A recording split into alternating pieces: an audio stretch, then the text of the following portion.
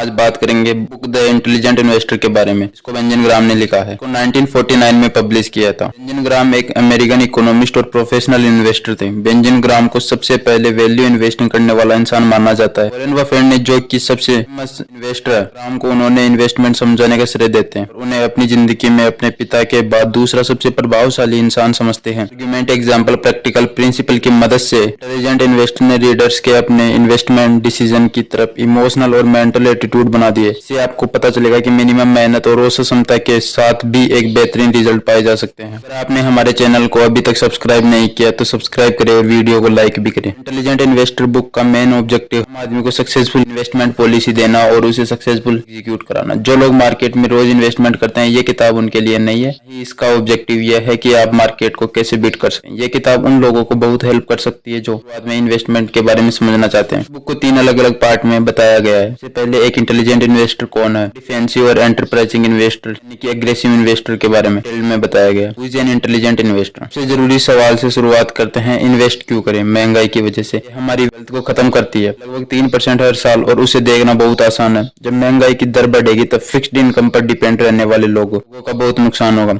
हर साल जो लोग रेगुलर इन्वेस्टमेंट करते हैं उनके पास महंगाई के वक्त भी इन्वेस्टमेंट के ऊपर डिविडेंड और उनके इन्वेस्टमेंट पोर्टफोलियो की वैल्यू से काफी सपोर्ट मिलता है। असल में इंटेलिजेंट इन्वेस्टर से ग्राहम का क्या मतलब है? इसका सीधा सा मतलब है कि शांत और डिसिप्लिन रहे, सीखने के लिए उत्सुक रहे। आपको अपने इमोशन पर काबू करके आपको अपने बारे में सोचना चाहिए। आप कितने भी फुल रहे, इन्वेस्टमेंट की कीमत वक्त वक्त पर क्या आएगी। आप इस रिस्क को नहीं घटा सकते, आप सिर्फ को संभाल सकते हैं और डर पर काबू कर सकते हैं। दूसरे शब्दों में, एक इन्वेस्टर की सबसे बड़ी दिक्कत और किस्मत वो खुद होते हैं। इसलिए आपको 3 चीजों पर जोर देना होता है। ना हो सकने वाले नुकसान को कम कैसे करें, लंबे समय तक होने वाले फायदे को कैसे बढ़ाएं, को हराने वाले बिहेवियर को कैसे काबू करें। दूसरे शब्दों में, एक इन्वेस्टर की सबसे बड़ी दिक्कत और किस्मत वो खुद होते हैं। इसलिए आपको 3 चीजों पर जोर देना है। पहला, भरपाई ना हो सकने वाले नुकसान को कम कैसे करें। दूसरा, लंबे समय तक होने वाले फायदे को कैसे बढ़ाए। तीसरा है, खुद को हराने वाले बिहेवियर को काबू कैसे करें। जो ज्यादातर इन्वेस्टर को खुद की पूरी क्षमता तक पहुंचने नहीं देता। एक इंटेलिजेंट इन्वेस्टर को जो पहला प्रिंसिपल सीखना है कि स्टॉक की कीमत बढ़ने से रिस्क बढ़ जाता है और कीमत कम होने से रिस्क भी कम हो जाता है। एक इंटेलिजेंट इन्वेस्टर मार्केट के ऊपर जाने से घबराता है क्योंकि तब प्राइस बढ़ने से स्टॉक को खरीदना मुश्किल हो जाता है, जबकि आपको मार्केट को नीचे आते हुए स्वागत करना चाहिए। इससे स्टॉक फिर से बिक पाते हैं। यहाँ ग्राहम का मार्जिन ऑफ सेफ्टी हेल्प करता है। एक इन्वेस्टमेंट के लिए बहुत ज्यादा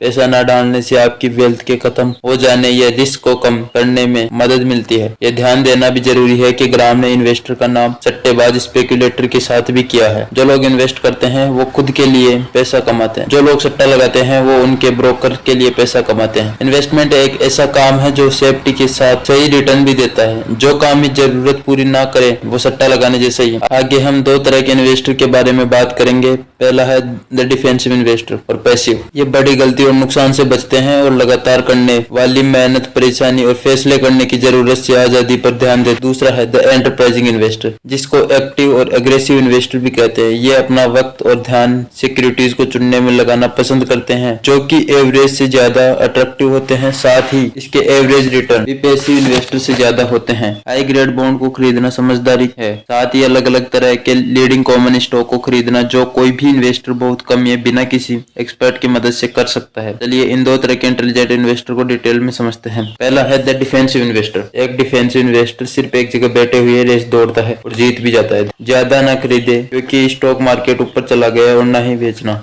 जब वह नीचे चला गया।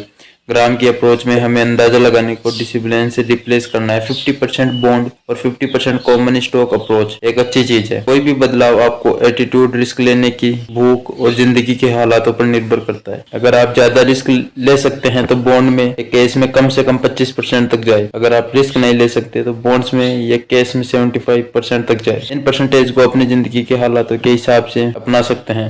हर 6 महीने में याद रखी जाने वाली डेट्स पर इन्हें दोबारा बैलेंस करें।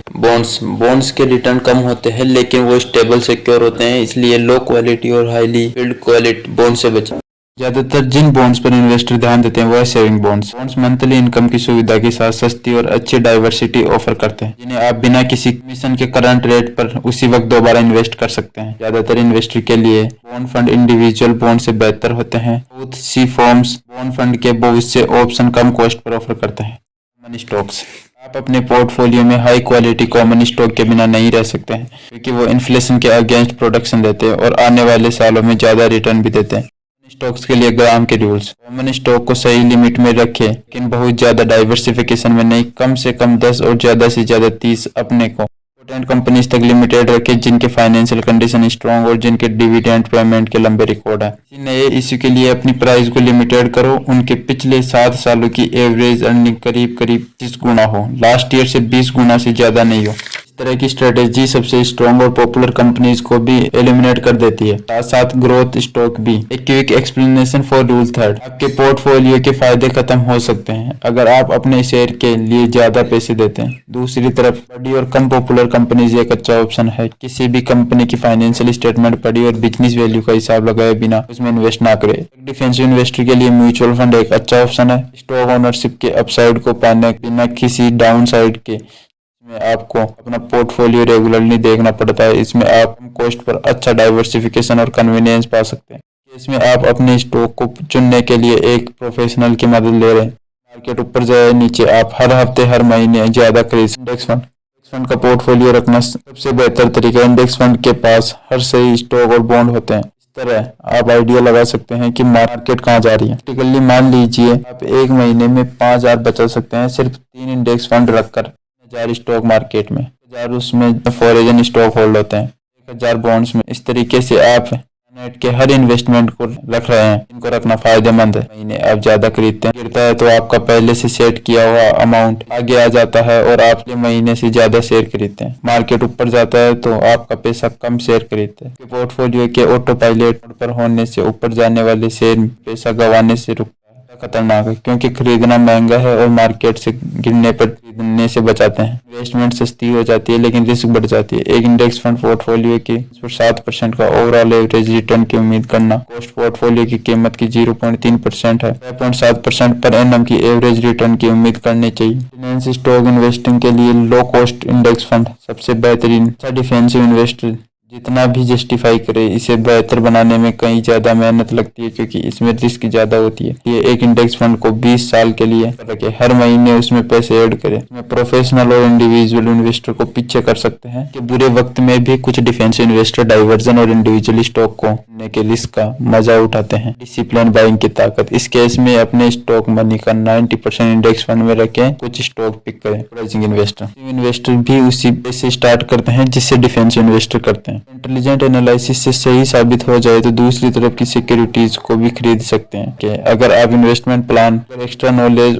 लगाएंगे तो आप अच्छे रिजल्ट्स की जगह उसे और बेकार कर देंगे। ग्राम यहाँ कुछ कहते हैं जो यहाँ इन्वेस्टर को बिल्कुल नहीं करने चाहिए। ज्यादा प्रॉफिट वाले बॉन्ड्स, फॉरेन बॉन्ड्स अगर आप रिस्क ले सकते हैं तो ये लगेंगे, जिसमें आप एक टाइम में कुछ घंटों के लिए स्टॉक को रोकते हैं। ज्यादा आप ट्रेड करेंगे उतना कम आप रख पाएंगे। बदले एक एंटरप्राइजिंग इन्वेस्टर को खरीदने पर ध्यान देना चाहिए।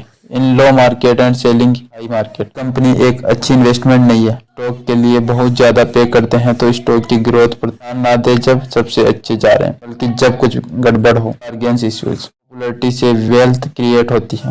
आप अच्छी कंपनी अच्छे दाम पर खरीद सकते हैं। इन्वेस्टर अपने स्टॉक चुनने में माहिर हो सकते हैं, बाकी सबको मदद लेनी चाहिए, खास करके इंडेक्स फंड। ध्यान दे, ग्राम ने प्रैक्टिस करने की सलाह दी है। शुरुआत के 1 साल आप ट्रैक करने और चुनने में बिताए। इस तरीके से टेस्ट ड्राइव करने से, असली पैसा लगाने से पहले आप बिना असली नुकसान उठाए क्या कर सकते हैं। डिसिप्लिन बनाए, ट्रेडिंग से बचें।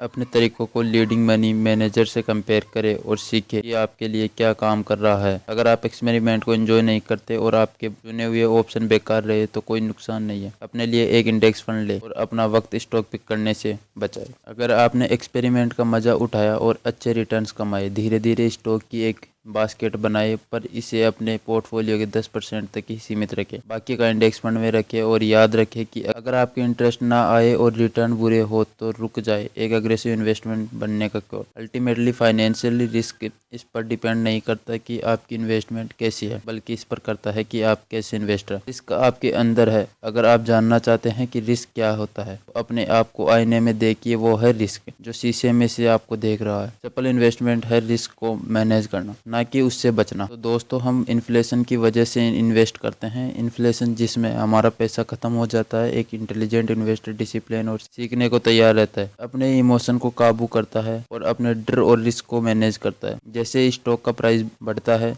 वो ज़्यादा रिस्की हो जाता है, वो कम रिस्की तब होता है जब प्राइस गिरता है। जब इन्वेस्टमेंट के लिए बहुत ज़्यादा पिक करने से बचते हैं तो आप वेल्थ को खो देने के चांसेस भी कम करते हैं। एक डिसिप्लिन इन्वेस्टमेंट के लिए 50% बॉन्ड्स और 50% कॉमन स्टॉक अप्रोच अच्छी होती है। एक इंडेक्स फंड को 20 या उससे अधिक सालों के लिए रखें, हर महीने उसमें मनी ऐड करें और आप बेहतर परफॉर्म करेंगे। थैंक यू दोस्तों, आई होप ये वीडियो आपको पसंद आई होगी। आई होप आप इंटेलिजेंट इन्वेस्टर की बारीकियां समझ पाए होंगे। अगर आपने हमारे चैनल को सब्सक्राइब नहीं किया तो सब्सक्राइब करें और वीडियो को लाइक करें और कमेंट करें।